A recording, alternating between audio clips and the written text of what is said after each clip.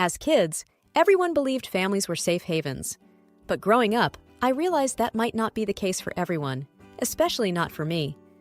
Our small suburban house was always filled with laughter and chatter, but not always the good kind.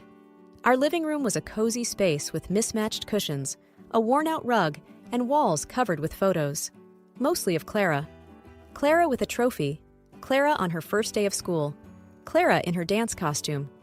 There were some of me, of course, mostly hidden behind the vase, or partly obscured by another brighter, shinier photo of Clara.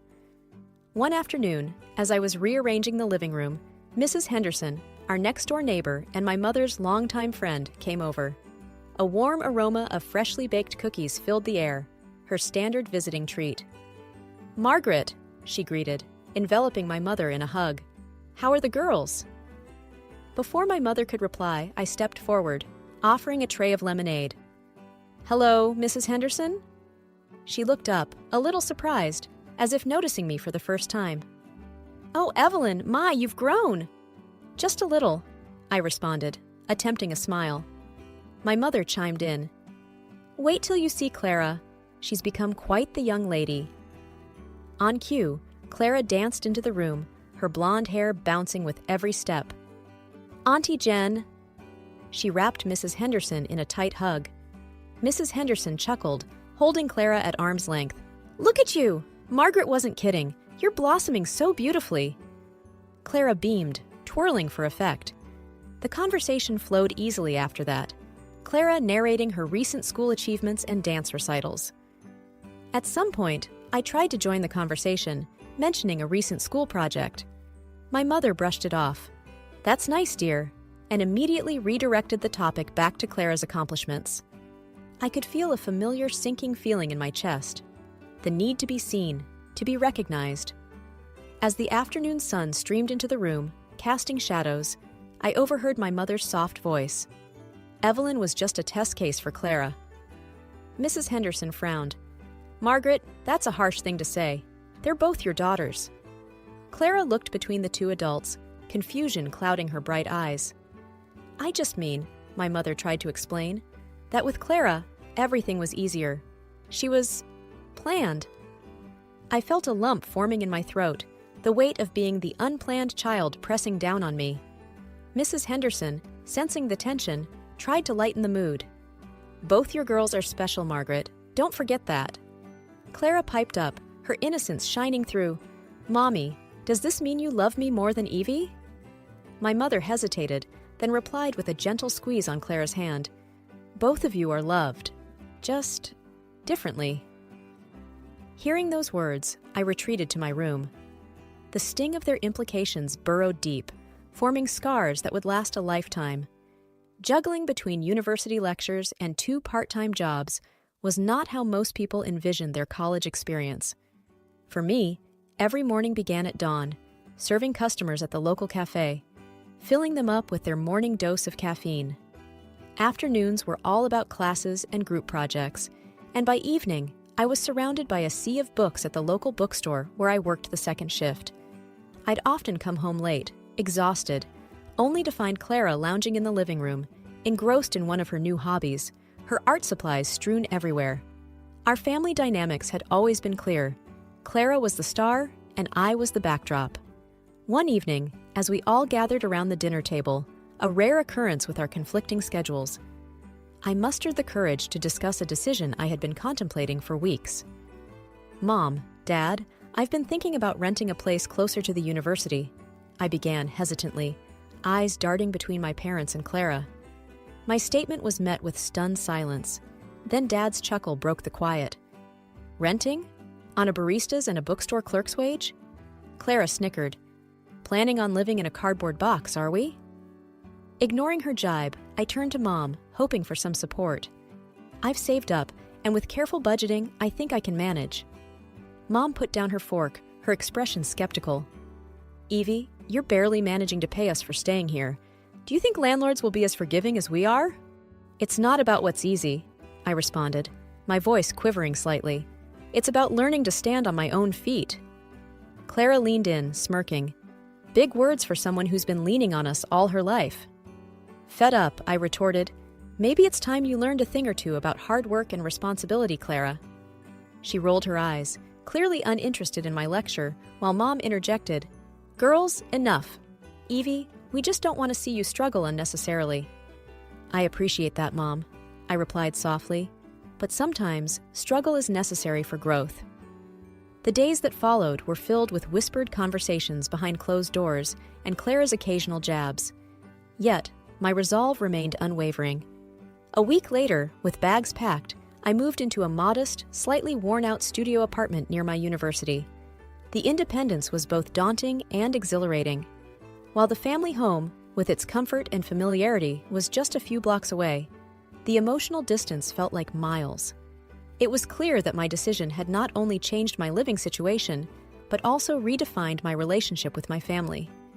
The distant city lights shimmered through the curtains of my apartment, their soft glow contrasting the dark room. Engrossed in a particularly demanding case file, I was carefully making notes when my phone's unexpected ringing snapped me out of my concentration. I saw Clara's name on the screen and felt a pang of unease. Our last interaction had been months ago, and it hadn't been pleasant. Taking a deep breath, I swiped to answer. "Clara?" There was a pause, so unusual for my normally outspoken sister. Then, with an icy detachment, she said, "Dad's gone." For a moment, the words didn't register. "What do you mean, gone?" I stammered. She exhaled loudly. "Heart attack. It was unexpected. The doctors did everything, but—" I could feel a weight pressing on my chest. "I can't believe it. How's Mom?" Clara's tone, cold and almost businesslike, gave away no emotion. Distraught, as you can imagine. She's not speaking, not eating, just sitting there in the living room, staring at his favorite chair. I tried to visualize the scene, our childhood home filled with sorrow. The house which had seen so many memories, so many highs and lows, and now this. "And what about you?" I asked, trying to gauge her emotions. "How are you handling it?" There was a brief moment of vulnerability in her voice.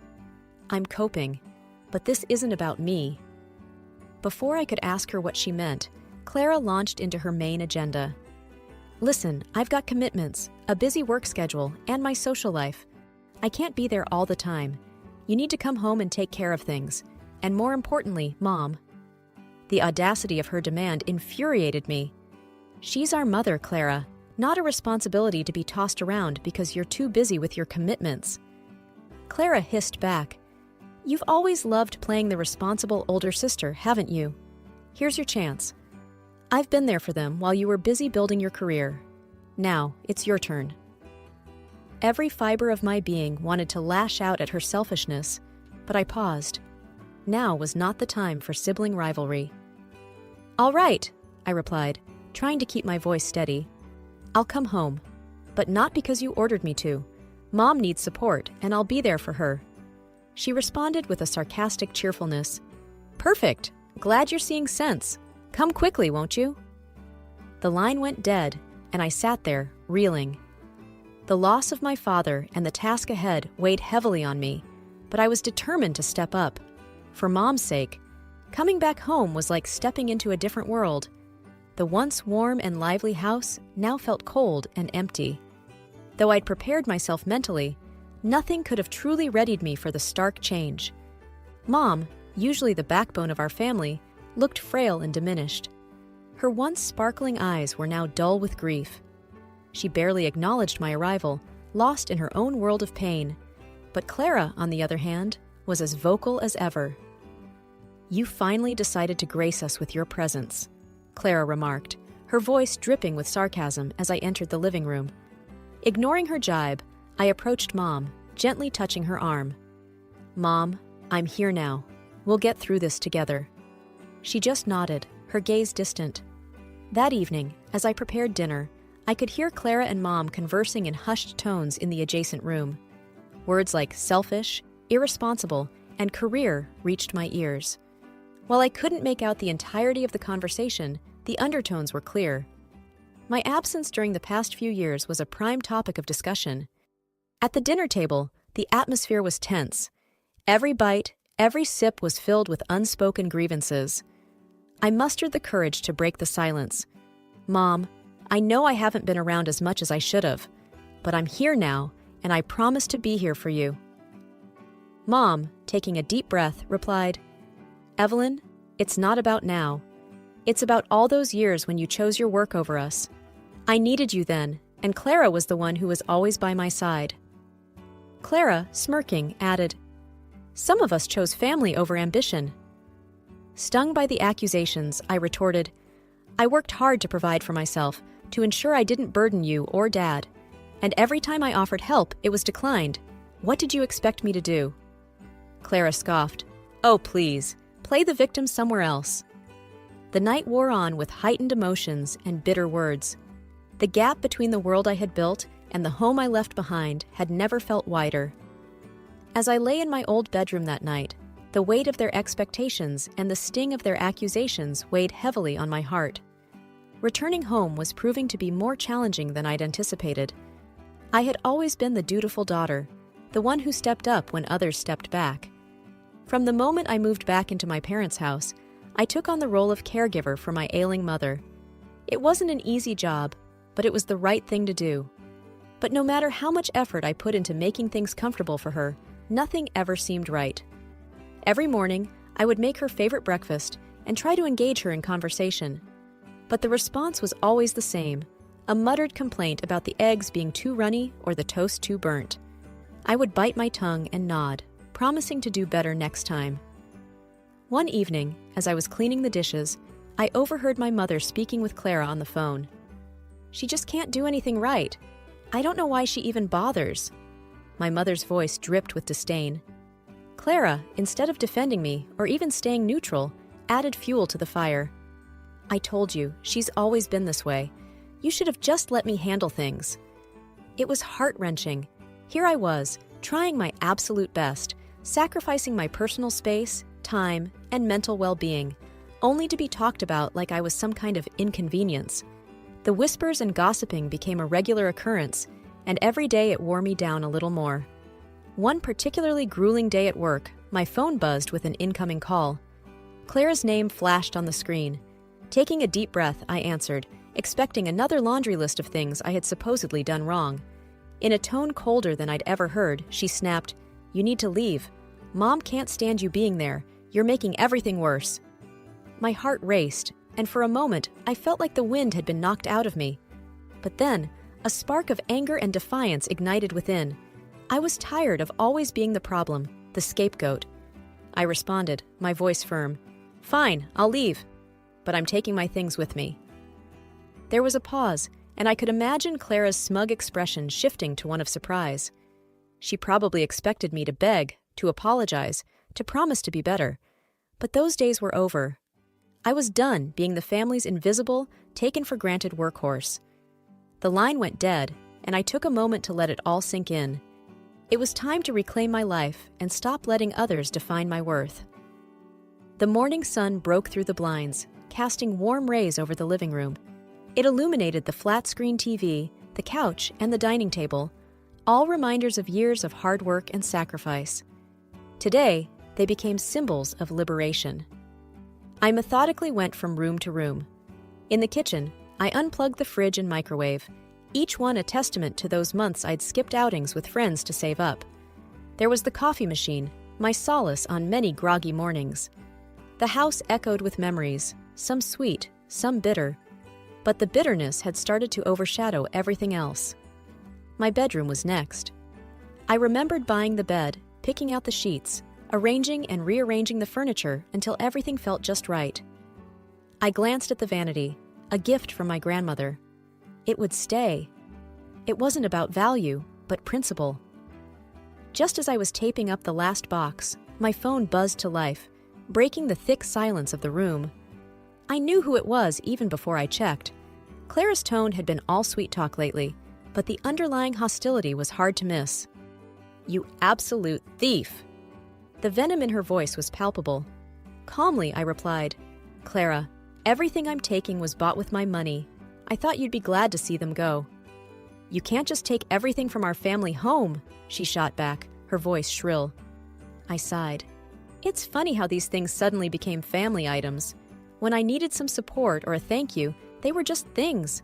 Now that I'm reclaiming them, they're family heirlooms? I could practically see Clara's face turning red with fury. You're ruining everything just because of your stupid ego. I laughed, a sound filled with irony and bitterness. Ego? Clara, if this was about ego, I would have left ages ago. This is about respect, value, and standing up for myself. A scoff came through the line. Always the martyr, huh? Just return everything and maybe we can talk. Let's be clear. I have receipts for all these items, proof that they're mine. Every dime, every cent went from my pocket. Maybe you should have thought about that before you pushed me away. My voice was steady, but the rage and hurt underpinning it was undeniable. A heavy pause settled between us, thick with unsaid words and emotions. Finally, Clara hissed, "You always have to have the last word, don't you?" "It's not about having the last word," I replied, feeling the weight of years of suppressed feelings pressing down on me. "It's about finally speaking up." With that, I hung up, cutting off any further arguments. The boxes were loaded, the past was behind, and a future, uncertain yet hopeful, awaited. Months had passed since I severed ties with my family, and in that time, I blossomed. My confidence grew stronger each day, and I carved out a life for myself where I was in control and unyielding. My phone remained silent, my family's number blocked, and for the first time in years, I felt true freedom. The next time I saw my family was at my mother's funeral. Dressed in black, I stood apart, an outsider looking in, watching the play of my own family's drama. The air was thick with tension and unsaid words. Everyone seemed to be moving in slow motion, their faces a blur, their words just background noise. The reading of the will was held in the family attorney's chamber. Even though I had no interest in the inheritance, the town's gossip mill ensured I was well informed. Clara was, predictably, the sole beneficiary of everything. But what neither of us had anticipated was the mountain of debt our parents had left behind. The house, with its memories both bitter and sweet, was quickly sold. But even its sale didn't dent the colossal debt that loomed. I watched Clara's face turn from smug satisfaction to pale horror as the attorney listed out every debt, every mortgage, every unpaid bill. I caught snippets of hushed conversations between relatives. Bankruptcy? How did it come to this? Poor Clara, their voices dripping with a mix of pity and schadenfreude. While I felt a pang for the old house, I couldn't deny the grim satisfaction that welled up in me as I saw Clara grappling with this unexpected turn of events. For years, she had reveled in the security and comfort our parents provided, while belittling my every effort to stand on my own. Now, the tables had turned, and life had handed her its own brand of poetic justice. I left the funeral and the reading of the will without a backward glance. The whispers of the town didn't matter, nor did Clara's newfound troubles. I had my life, built brick by brick on my own terms, and nothing was going to shake that foundation. 2 years had swiftly passed since I'd separated from my family. The small apartment I'd initially settled into became too confining as my professional life flourished. Every day, I would catch glimpses of luxurious homes in magazines or on my way to work, and I couldn't help but think about buying my own. With my growing earnings, the idea seemed less of a dream and more of a tangible goal. One evening, after a particularly grueling day at work, I was mindlessly scrolling through my social media when a familiar name popped up on my feed. There was Clara, surrounded by boxes and looking frazzled in front of our old family home. The caption read, "New Beginnings." A couple of mutual friends had commented words of sympathy. It didn't take much digging to figure out she had drowned herself in debt and was forced to put the house up for sale. I was midway through a call with my realtor about a lovely little house in the suburbs when my phone beeped with an incoming call. Clara's name flashed on the screen. Taking a deep breath, I answered. "Hello?" "Long time," Clara's voice came through, laden with fake cheer. "To what do I owe the pleasure?" I asked, wary. "I need your help," she began. A heavy pause. "I need money." I raised an eyebrow. "We haven't spoken in years, and the first thing you ask for is money?" "We're sisters," she exclaimed, frustration evident. "That didn't seem to matter when you kicked me out," I remarked coldly. I wouldn't be asking if I had another option, she snapped. The house needs to be sold, and no one's buying. I'm drowning here. A silence stretched between us. My thoughts raced. I'm not giving you money, I finally said, voice unwavering. But I'll offer you a deal. Clara exhaled audibly, waiting. I'll buy the house, but not at market price, at the minimum you owe. Take it or leave it. Her response was a soft, defeated, fine. The following weeks were a blur of paperwork, bank visits, and meetings. The day I received the keys to my childhood home was bittersweet. There was no triumphant return or a celebration, just a silent acknowledgement of all that had transpired. The house, once a symbol of fractured relationships and painful memories, now stood as a testament to my resilience and determination. As I set about making it my own, memories of the past were replaced by plans for the future. There were no more calls or messages from Clara. Our paths had diverged, and perhaps it was for the best. In the ancestral house, now mine, I built my sanctuary. The echoes of laughter and love soon filled its hallways, drowning out the whispers of the past. Forging ahead, my way, on my terms. All right, everyone's presentations are done, Nick, the manager, said as he tried to move the discussion forward. Excuse me, I haven't. I recently found out something. Nick interrupted me and began to speak. There's apparently someone in this department who didn't graduate high school and is just a part-timer. Meetings should be for employees only. Absolutely right. His lackey, Mike, of course, agreed with Nick. I'm leaving. After leaving the meeting room, I started to shut down my computer. I noticed that an email had arrived, not in my personal inbox, but in the company's shared email. Thinking, there's no point in speaking up, no one will listen, I went home quietly. The next day, I heard a commotion from Nick's desk. He was staring at his computer screen, his face pale. Nick! Is something wrong? Mike looked at the screen with him. And he turned even paler than Nick. Why is he so angry? Knowing the reason for Mike's distress, I thought to myself, serves them right.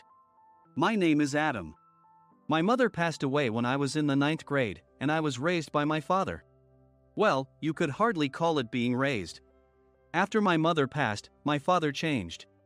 He drowned his sorrows in alcohol, and though he still went to work, he squandered our living expenses on horse racing. Because of that, I had to start working part-time as soon as I entered high school. Every month, I went to the convenience store with bills in hand that couldn't be auto-deducted from my father's account. Even though I endured it because I didn't want to be alone, I reached my limit in my second year of high school and dropped out. I found a live-in job at a distant inn. Thank you for everything. The day I left home, my father, still staring at the TV, spoke. Take care. That was our last conversation. Back then, 18 wasn't the age of majority, so I needed my father's permission to work, and I couldn't hide my place of employment. Yet, my father never visited me even once. I kept working just to survive, and before I knew it, I was 42. Years of hard work paid off, and I was transferred to the headquarters. I was thrilled to be recognized by the company, as I thought I'd be working in the field until retirement due to my lack of formal education. Listen up. Our work can change the future of our employees. Don't drag us down. On my first day after the transfer, Nick, dressed in an expensive suit, spoke sternly. There was a reason for this. Our inn was located in a prominent tourist destination, known so well that everyone in the state could sing its commercial jingle. At its peak, we had 5 locations within the state. But that was long ago. Due to financial difficulties and aging facilities, only the place where I had worked for many years and the original establishment remained. I was prepared to lose my job anytime, but now there was a glimmer of hope. With the rise of social media, the tourist area where the inn was located started gaining attention again. Depending on how hard the sales department, where I was transferred, worked, we could either thrive or be forced to give up this prime location to the new hotel chains continuously popping up. For Nick, who had switched careers from another industry to strengthen our sales, this was a battle he couldn't afford to lose. I understood why he had to be strict. I will do my best. Nick sneered at my enthusiastic declaration. Did you not hear what I said? I'm sorry. I thought I was listening carefully. Out of habit from years of customer service, I apologized reflexively, though I had no idea what had offended him. Someone was watching me with a smirk. In this department, there are those who are expected to excel and those who have been shoved here because they have nowhere else to go. You are the latter. It was Mike, the section chief. He's 7 years younger, at 35. But he was called to headquarters much earlier than I was and had been moving around within the headquarters ever since. I'm not jealous, but I can't accept that he's my boss. Graduating from a prestigious university, he has an unusually high pride and caused many problems as a newbie, making things very difficult for me when I was the front desk leader. When I found out Mike was transferred to the sales department a month before me, I was disheartened. Mike is right. With just a middle school diploma, there's not much you can do. Don't even think about achieving results. As if I didn't exist, Nick remarked, "I'm thirsty." Mike eagerly ran to the coffee maker. It seems Mike is Nick's lackey. I regretted being happy about my transfer to headquarters, wishing I had stayed on site forever. Send a direct mail to every company on this list by the end of the day. Nick only assigned me tasks that even a new graduate could handle. What? There are over 1,000 companies. You want me to send to all of them by today? Yes, if you and your fellow misfits split the work, even those with nowhere else to go should finish by today. I glanced at the employees typing away expressionlessly. They were worn out from customer service, only thinking about leaving on time, or were women reassigned after having children, with zero motivation for work. Even Sam, a new graduate from the same university as Mike, who was supposed to be among the expected achievers, had no enthusiasm for the job, having joined the company wanting to do customer service. I don't care what they say, I plan to quit anytime, he said. Only Nick and Mike were highly motivated, making all the decisions between the two of them. I originally only wanted to work at the inn to survive and had no particular attachment to this job. I swallowed my words, thinking I had no right to reprimand them. About a month after the transfer, Nick told us with a frustrated look. To commemorate the 50th anniversary, we've decided to create a plan exclusive for one group per day. Originally, Mike and I were supposed to come up with it, but our president, Mr. Thompson, insists on hearing everyone's opinions. So, you all get a chance. As Nick explained, Mike began handing out prints. Make sure not to embarrass Nick. If your ideas are half-baked, you'll have to redo them. It seemed that they had printed his handwritten notes by Mr. Thompson, which included several questions and a section for free responses. It made sense why Nick had to seek our input, given that all responses had to be submitted to Mr. Thompson. We were given a week to think about it, and a meeting was scheduled to compile our ideas. My plan is to let guests enjoy both the old and modern America. Nick began the presentations. Guests would watch a master confectioner at a nearby traditional sweet shop make sweets in front of them. The welcome drink would be premium tea in a bottle. Nick's plan was certainly attractive. After his presentation, Nick called on us to present in the order we were seated. Just as I stood up for my turn. All right, everyone's presentations are done. Excuse me, I haven't. I recently found out something. Nick interrupted me. There's someone in this department who didn't graduate high school and is just a part-timer. He was likely talking about me. I joined the company as a part-timer and was made a full-time employee when I turned 20. That was 20 years ago, so Nick and Mike probably had no chance to know until recently. Meetings should be for employees only. Absolutely right. After that, Nick kept creating opportunities to solicit everyone's opinions, purposefully excluding me from speaking. The meeting unexpectedly heated up and went past the scheduled end time. A few people asked to leave, and the discussion continued with the remaining few. Still here? Normally, you'd leave in that situation. Though I had no attachment to the job initially, hearing kind words from customers made me want to make them happier. For someone like me, with nowhere to go, the inn was my home and customer service was my life. I felt pathetic about my current self. I'm leaving. I left the conference room and started shutting down my computer. I noticed an email had arrived, not in my personal inbox, but in the company's shared email. Thinking no one would listen to what I had to say anyway, I quietly went home. The next day, while preparing the DM as instructed, I heard a commotion from Nick's desk. In his haste to stand up, he hit his knee on the desk. He stared at his computer screen, his face pale. "Nick? What's wrong?" Mike, thinking he should be the first to rush over, approached Nick while still wearing his coat.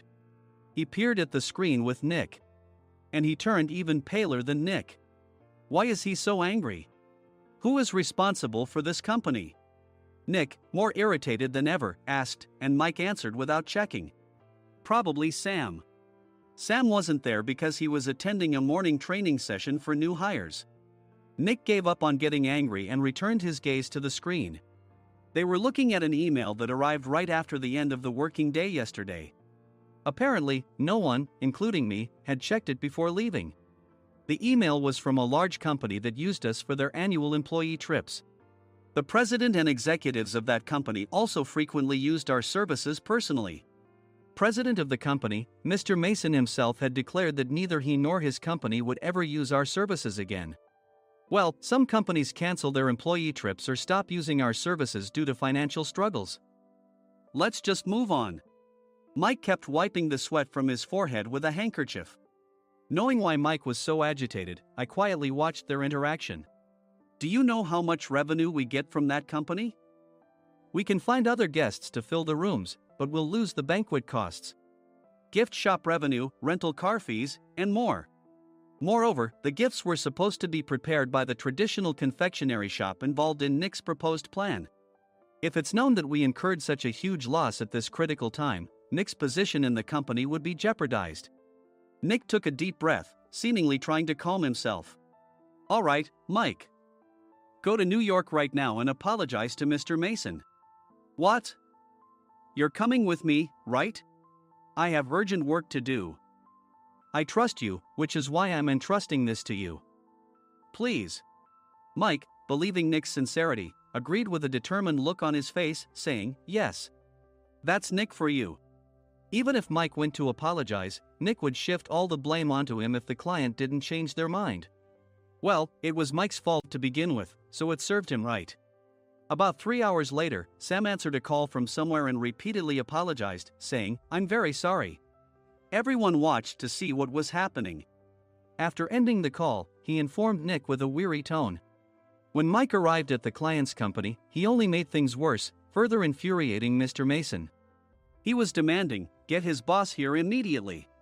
It was no wonder Sam was exhausted, dealing with such a call right after returning from training. What is that idiot doing? All right, Adam, you're coming with me. If sacrificing Mike didn't work, then I must be next. Normally, I'd want to refuse at all costs, but I saw an opportunity in this situation. If I can be of assistance, I'd be happy to join you. I immediately followed Nick, and we flew to New York. When we introduced ourselves at the reception, it became clear how serious the situation was. As the receptionist personally escorted us to the president's office. Angry voices leaked through the door, making both Nick and me uneasy. Excuse me. I'm Nick, the supervisor. I understand my subordinate has caused you trouble, and I deeply apologize. Nick, with his experience in the corporate world, knew enough to offer an apology before excuses. However, his customer service skills left much to be desired. I sighed as I saw Mike trembling like a small dog in the corner of the room. What kind of training are you giving your subordinates? Mr. Mason glared at Nick with a red face. The intensity of his gaze made even Nick take a step back. Regrettably, I joined this company only 2 years ago and was unaware of Mike's issues. I should have identified his shortcomings sooner. Indeed. I should have realized sooner. No sensible person would come to apologize and then give a lengthy presentation on the drawbacks of not using their in. Nick froze, his mouth slightly open. Suspecting the worst, I picked up the documents that had fallen to the floor. It seemed Mike hastily prepared these documents on the plane, listing the disadvantages. Disadvantage 1, if you change the venue for the company trip, employees might suspect it's for cost-cutting reasons, leading to a negative impression. Reading it aloud half-jokingly, Nick snatched the papers from my hand and checked the contents with a furious expression. Among the stack of documents was a receipt from a nearby convenience store's copy machine. I felt a pang of dread. hoping he hadn't shown the receipt as well. What do you think he said when I asked what kind of nerve he had to do this? I'm very sorry. Faced with the dire situation, Nick must have thought there was nothing left to do but apologize. In a voice smaller than I'd ever heard from him, he uttered words of apology. He said, "I'm a Harvard graduate. I don't believe I said anything wrong." Mike! What have you done? Forgetting his plan to pin the blame on Mike, Nick yelled loudly, even in front of Mr. Mason. "I didn't do anything wrong." "You're still saying that? Look at him." Mike pointed at me with a shaking hand.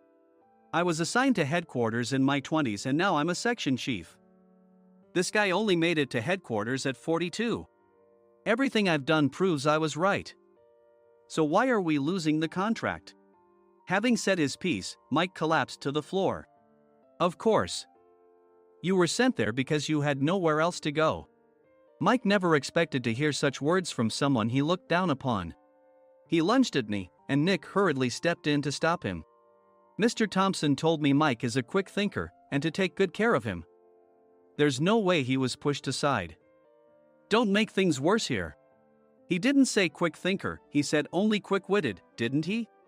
I don't remember that part." I recalled the many troubles Mike caused when he was a newbie. When Mike was on the front line, his pride was so high that he never apologized to customers. Customer service, especially in our job, doesn't work alone. It brings both good and bad situations. If the front staff or housekeepers made mistakes, or the cleaning company didn't properly clean a room, one had to apologize to the customers regardless of personal fault. Mike, in such situations, would never apologize, insisting he wasn't at fault. This often angered customers, and as the front desk leader, I frequently had to apologize on his behalf. He caused complaints and disrupted operations, which is why he was quickly moved to headquarters. In departments where he didn't interact directly with customers, his quick thinking was beneficial and things went well. But it seemed his flaws were starting to show. Corporate reservations are supposed to be entered into the system by the sales representative. But a quick check yesterday revealed that more than 10 items were missing from the client's reservation. The handover document clearly stated what needed to be prepared. Why didn't you enter it into the system? Why do we have to give them special treatment? Filling rooms near the banquet hall, setting up all the food in advance. Specifying the brand of wine, they're too demanding. No wonder he always angered customers, I thought, feeling a headache coming on. Grouping them in rooms near the banquet hall is for our benefit too. It makes it easier for the staff to set up beds and serve breakfast since everyone's schedule is synchronized. As for the other requests, Mr. Mason suggested them to lighten our load. I didn't know that. Nick finally seemed to realize that Mike was the one who had angered the client. What did you say to them? I just told them we wouldn't give them special treatment anymore. We shouldn't waste effort on things that don't bring in money. I was utterly exasperated at his lack of understanding of customer service. Of course, we shouldn't comply with unreasonable demands. But carrying over successful practices from past stays makes customers feel remembered and enhances their experience. Good memories encourage repeat visits. That's part of our job. I looked down at Mike, who was sitting on the floor. In our job, nothing is a waste. Mr. Thompson likely moved you to the sales department, hoping you'd finally understand this. How do you think he feels now that you've failed to meet his expectations? Mike, tears in his eyes, fled the president's office. I was amazed he still hadn't apologized. You have it tough, Adam. It's okay, we're all employees of the same company. I deeply apologize for this disrespectful incident. Especially after all the care you've shown us. If it weren't for you, Adam, I really would have stopped staying here. When I heard you were moving to the sales department, I was willing to reconsider if you handled it. Seeing us talk so amicably, Nick's face contorted. Do you two know each other? Adam's service is excellent. I always requested him specifically. Normally, we don't accept specific staff requests, but we made an exception for Mr. Mason, adjusting my shifts accordingly. He had personally stayed at our hotel just before my transfer, and during casual conversation, I mentioned, I'm moving to the sales department soon. If I hadn't told him then, things could have been much worse. Please continue to take care of us. I look forward to it. On the return flight, Nick awkwardly offered me a can of beer. It's still working hours. Of course, I had no intention of forgiving him for a single beer. Nick might try to pin everything on Mike and avoid any consequences. While pondering this, a startling fact came to light. Nick, the tea bottles for the plan have arrived. I handed Nick a bottle labeled with our inn's name.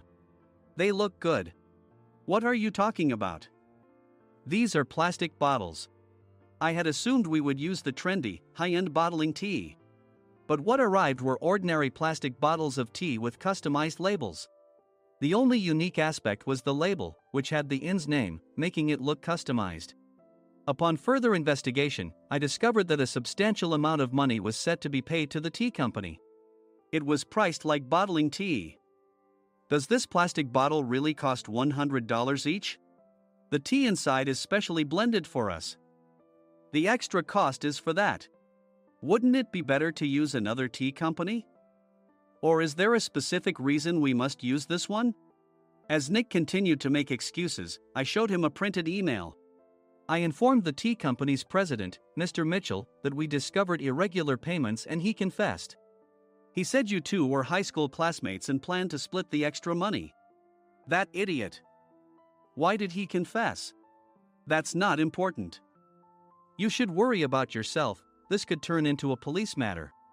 Opening the bottle cap, I suggested. How about calming down with this tea? It supposedly has a relaxing effect. Nick drank the tea frantically. In the following days, decisions were made about their fates. Mike was reassigned to the General Affairs Department, with no chance of transfer or promotion, as per Mr. Thompson's orders. As for Nick, since the payment to the tea company hadn't yet been made, he narrowly avoided legal trouble. Instead, he was encouraged to leave the company, and to avoid further complications, Nick submitted his resignation. Rumor has it that connections between HR departments have made it difficult for him to find new employment. Even though it was good to have those two gone, something unexpected happened in the sales department. Everyone became motivated and united in refining the 50th anniversary plan. In the end, my plan was adopted. We collaborated with the Tourist Information Center to provide personalized guides. The plan, tailored to the number of guests, was truly special for the 50th anniversary. Hey, is Adam's family coming to stay? I immediately booked that special plan for my family. Sam noticed it on the reservation list and quickly picked up on it. Yes, I'm inviting my father. That's great. I might invite my parents too. I lacked the courage to face my father just as Adam. But here, with the confidence Mr. Mason praised, I felt ready. The 50th anniversary plan was a perfect opportunity to reconnect with my father. I hoped to bring back the days when we could laugh together as we once did.